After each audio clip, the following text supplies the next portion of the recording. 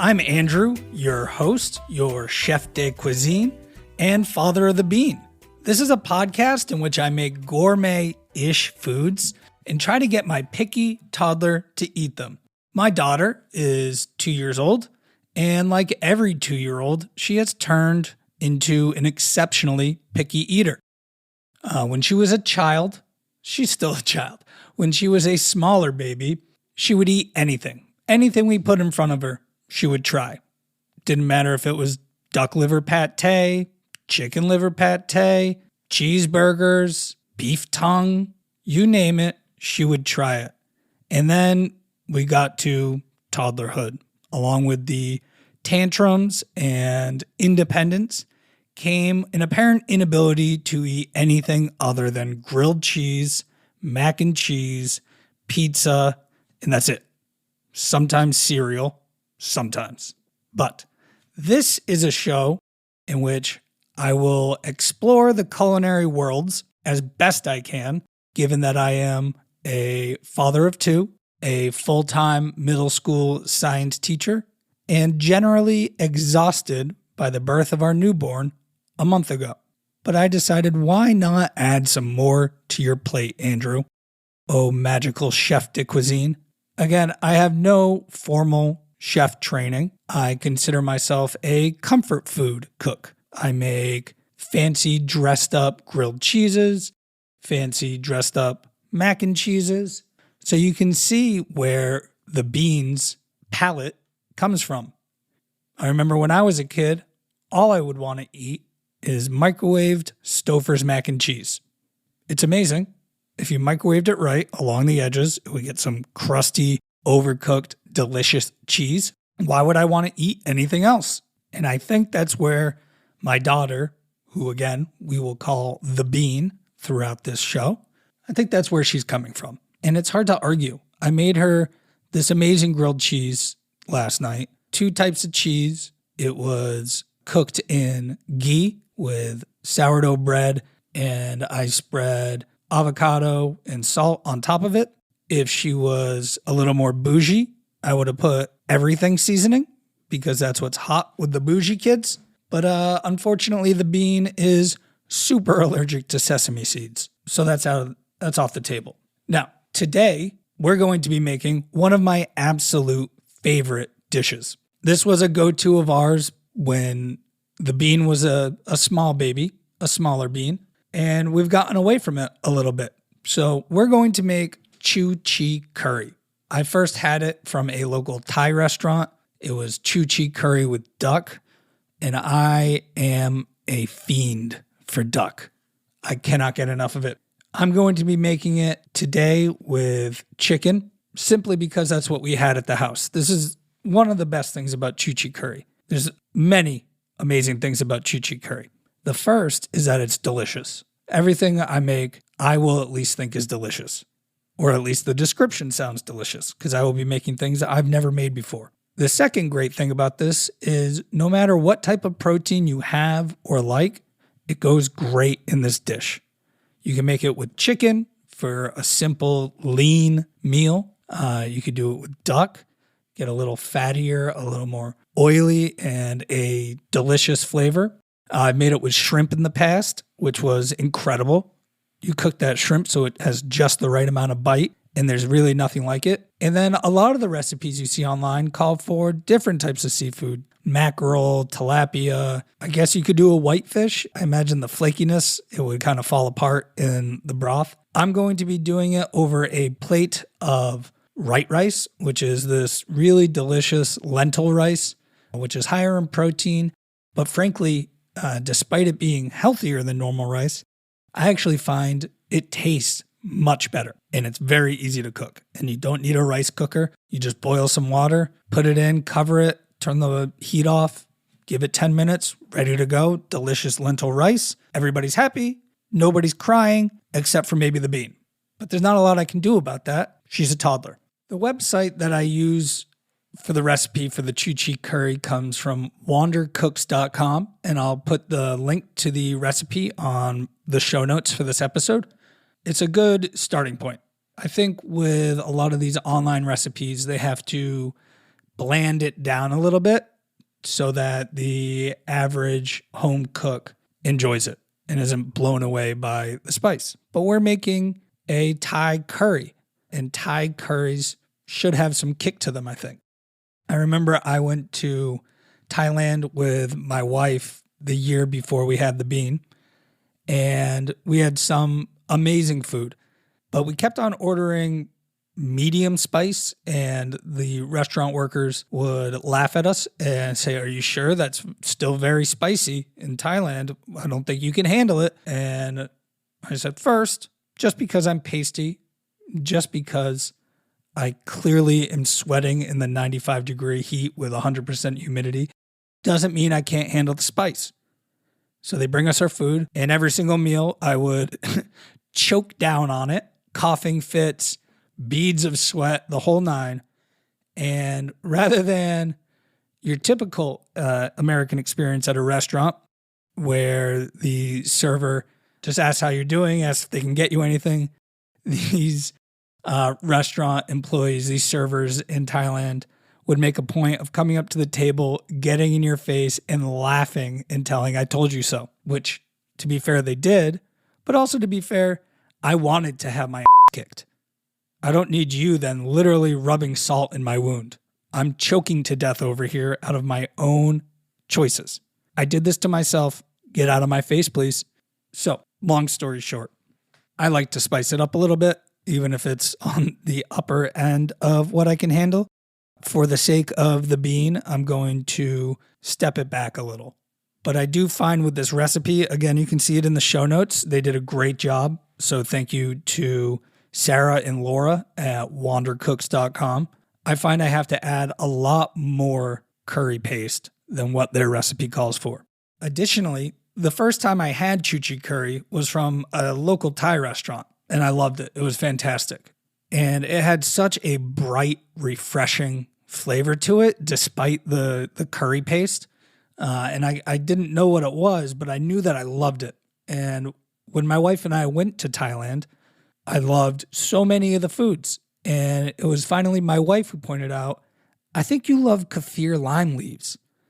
Everything you've ordered that you've said, 'I love this is the best thing I've had,' has had kaffir lime leaves in it." Sure enough, she was right. I love kaffir lime leaves. So I put in a lot more than what the recipe calls for. My wife is a genius. She was the one who diagnosed my lactose intolerance after probably 10 years of me getting violently ill, just thinking, "Oh, that's just the way I react to food. Sometimes I just eat too much and my tummy hurts," and I cordoned myself off in the bathroom for 5 hours while all my friends hang out. My wife pointed out after about 3 months of us dating, "You realize you're lactose intolerant, right? Every single time you've gotten sick is when we go out to a restaurant and you order lobster mac and cheese or lobster grilled cheese, or we go out for ice cream and then you curl up in a ball in the back seat 5 minutes later and ask me to drive you home. It's really a wonder she married me at all. A big old dum-dum who doesn't understand his own tum-tum." Yikes. So enough with this digression about my intestinal lack of fortitude. Let's talk about this recipe. So it's super easy to cook. I will walk you through me making it in the kitchen. However, the audio probably won't be great. It's a big room, and I'll be recording on my phone. So why don't I just tell you a little bit about the dish? First, it's very easy to cook. The broth only takes about 10, 15 minutes to make. One of the keys of making Indian or Thai foods as flavorful as possible is heating up your spices and aromatics before you put them in your dish. And it really does add so much flavor as those oils are released. We start off by frying in a hot pan. Well, what else are you going to fry it in? Freaking ice bucket? Yeah, you're going to slap some of that curry paste into a hot pan and fry and gently mix for a few minutes until the fragrance fills up your kitchen. You're not going to be able to miss it. It's going to smell like the best thing you've ever made. And I swear to God, it is going to be the best thing you ever made this time. Every time You cook. It's the best thing you ever made. Then once it is smelling like God's arse, you're going to add in your coconut cream and 5 times as much kaffir lime leaves as you think you should have. I'm using kaffir lime leaf powder. If you want fresher ones, you can buy them, you roll them up, and you chop them real small. I prefer the powder because, for one, my knife skills are and 2, even when I cut them as teeny tiny as friggin' possible, they still get stuck in my teeth and I can feel them on my tongue, and I want the flavor, not the texture. Nobody wants the texture of a leaf. If I wanted the texture of a leaf, I'd make a goddamn gross salad. This is not a salad. This is a Chee curry. Get those leaves small. You hear me? Don't do that to yourself. You're putting in the time. Take the time to make those leaves as small as possible. Then, after the sauce is heated through, you're going to lower it down to low, a simmer, and you're going to stir in fish sauce and palm sugar. I use coconut sugar. It's what we have on hand, and I love the earthy aroma it has. Every time I cook with it, I bury my face in the bag and kind of freaking huff it. So if you come over and I'm cooking for you, if you see me using coconut sugar, know I have been face deep in that bag. And you're getting some of me with every bite. Now, I hate it when recipes say cook to taste. If I knew how it was supposed to taste, do you think I'd be cruising Google looking for a recipe?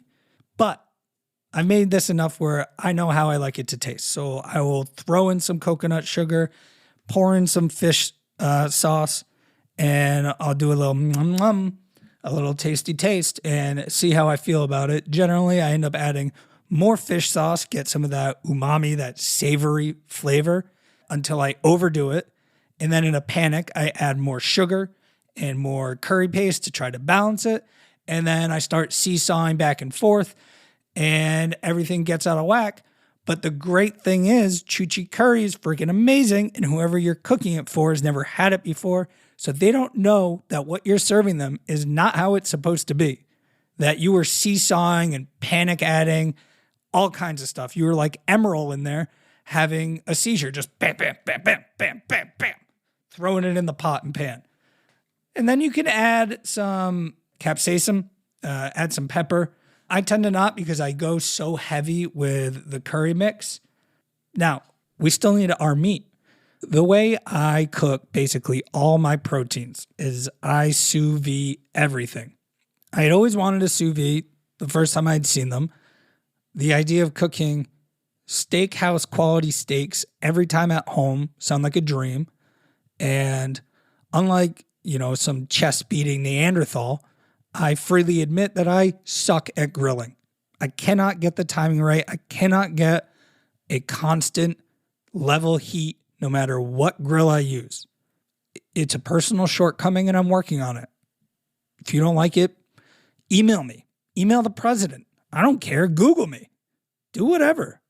But I can't do it. And I want to serve good food to those around me. The other great thing about sous vide, whether you're doing steak, chicken, even shrimp comes out perfect if you get the timing exactly right.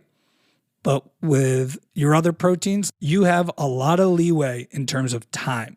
If you get that temperature dialed in just right, and there's guides all over the internet, there's like a food lab website that I can find the link to and also put in the show notes that has perfect tables to tell you the different textures that your meat will come out at different temperatures and times. But there's a pretty big grace period when you're cooking protein with a sous vide where you're not going to overcook it. You literally can't overcook the meat. You can mess up the texture if you go like 10 hours too long. So, don't drink a bottle of whiskey while you're cooking and fall asleep on the floor. Try to maintain consciousness and you'll be fine. But it's great for a busy parent. You get perfectly cooked meat and it's easy. All you need is a sous vide wand, which they're only like $100 now, and a pot big enough to fit your stuff in. And then you can either vacuum seal them or do the water dispersion method using Ziploc bags. I recommend not using Ziploc I don't know what's in the bags and whether they can stand up to 140, 150, 160 degree heat for extended periods without leaching chemicals into your food. They're supposedly food safe, but they're food safe for storing food, not for cooking food. So to be safe, I buy tested, approved vacuum seal bags. Then when you take out the meat, you can put a sear on it if you want. For this, the chicken's going to be sitting in a broth, so I don't really see the point in it. But I will season the chicken inside of the vacuum seal bag, even though most of the flavor comes from the broth itself. It would still not be right to not at least salt and pepper the chicken. I'll probably put some garlic powder on there as well. I know it's not in line with the cuisine, but I know me and I know my wife, and we only taste the absence of garlic at this point, not the presence of it. We load everything up with garlic. We're stinky, stinky people, and that's how we like our food. Again, if you don't like it, don't come over to my house. I didn't invite you anyways. What are you doing here? Did you even knock? How did you get in? This is where my family lives, man. You can't be here. Thank you. Now that you've left my home where my family lives, let's head down to the kitchen and get started with the cooking. Through the power of editing and the magic of podcasts, we're going to boil down 2+ hours of cooking to probably around 5 minutes. And then we'll come back up here and we'll talk about the beans' reaction to the food, where we go from here. And I'll have a few choice words for you B&E specialists if I ever see you again.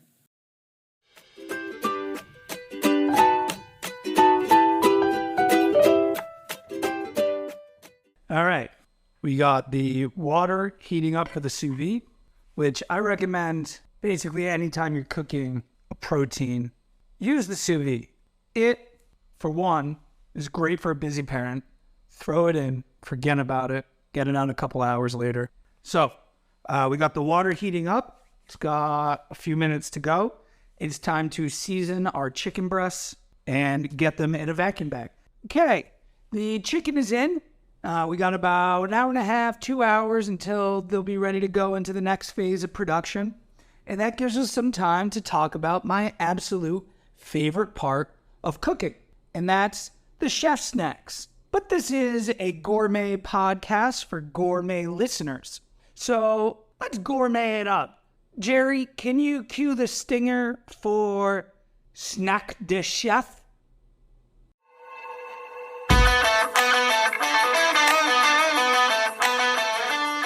Snack time. So, what chef snacks are is I typically am cooking when I'm hungry. I'm starving and I'm ready to go. I need something to eat. And they're the cheeky little snacks that you sneak yourself that nobody else knows about to get you through. And generally, by the time I'm done cooking a meal, I'm too full to eat the meal. So let's talk about today's snacks de chef. Today, I'm having a peanut butter protein bar. I'm having a dark chocolate peanut butter cup. And I'm topping that all off with some leftover Whole30 homemade nachos that I made for dinner last night. So as you can see, by the time we're ready to eat this meal, there's going to be no room left in my tummy. But that is the name of the game when it comes to snacks de chef. All right, the chicken is done. What we're going to do now is we're going to butterfly and cube it. Just a simple cutting job. Even the most basic chef de cuisine like yours truly has the nice skills to get something like this done. Start off by getting the pan nice and hot, throwing in some oil, putting a few tablespoons of chili paste on there and get it nice and aromatic before we pour in the coconut milk and kaffir limes. Let it simmer, let those flavors really build on each other. And then we'll add in the fish sauce and a couple more tasty treats. The reason we're butterflying these chicken breasts before cubing them is because these are some mega Mark McGuire steroid freak chicken breasts. We were forced last night. We had a lot going on to do Instacart, which, politics aside, is super convenient. Although oftentimes you don't get exactly what you request, which is hard to blame them for. They're working hard. They're doing a lot. And I know when I walk into the store, I can't even find what I'm looking for. And I have the list. I created the list. So no blame on them. Sometimes you just get something slightly different. Hell, a lot of times when I go to the supermarket, I'll find 4 out of the 5 things I'm going for, and then I spend 45 minutes to an hour wandering up and down the aisles until I finally work up the courage to ask someone who works there where the flour is, and for whatever reason, it's in the ethnic food section instead of the baking needs food section. Where's the logic in that? Come on, Shaws. Get at me. Let's work together. Let's make this sensible for dum-dums like me. Well, what do you know? We are out of fish sauce. We've been moving a lot recently. Our life is in a constant state of flux and disarray, and it doesn't look like the fish sauce made the trip with us, which means I get to go wander up and down the aisles of Shaw's. So I have that going for me, which is great. One of my favorite activities. Can't wait. Okay, I have the fish sauce. I'm out of Stop and Shop. Didn't take me 45 minutes, but it took me entirely too long still. I think if I were to design a supermarket, I would probably put the fish sauce next to the other Asian sauces and not say the shelf above the Mexican brand instant coffees and espressos. That's just me, though. I don't work there. Wow. For a 20-minute cook, things got off the rails pretty quickly there.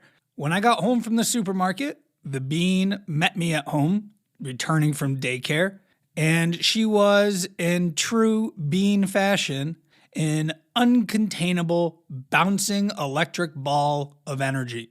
Like Flubber, picking up speed every time she bounced off a wall. We did her favorite activity, painting, which if you've ever tried to cook food while simultaneously painting with a toddler, it is an undertaking.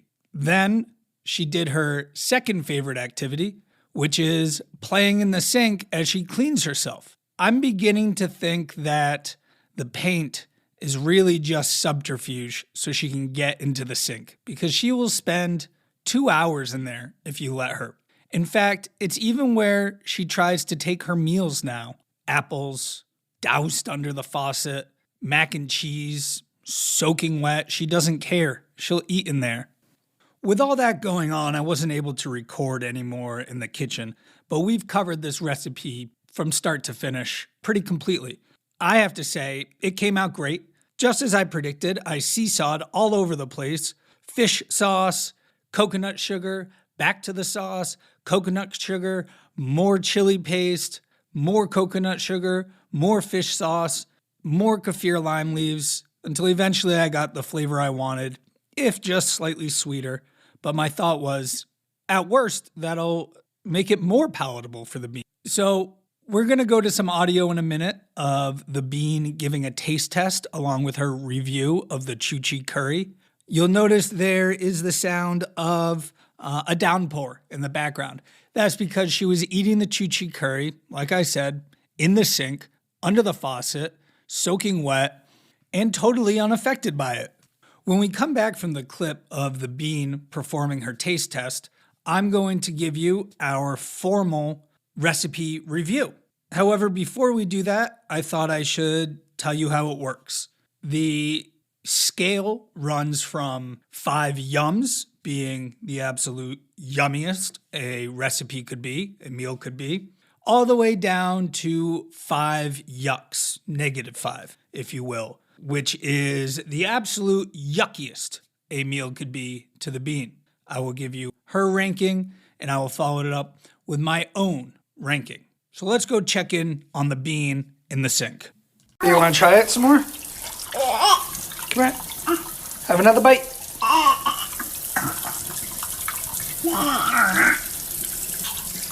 A little bit.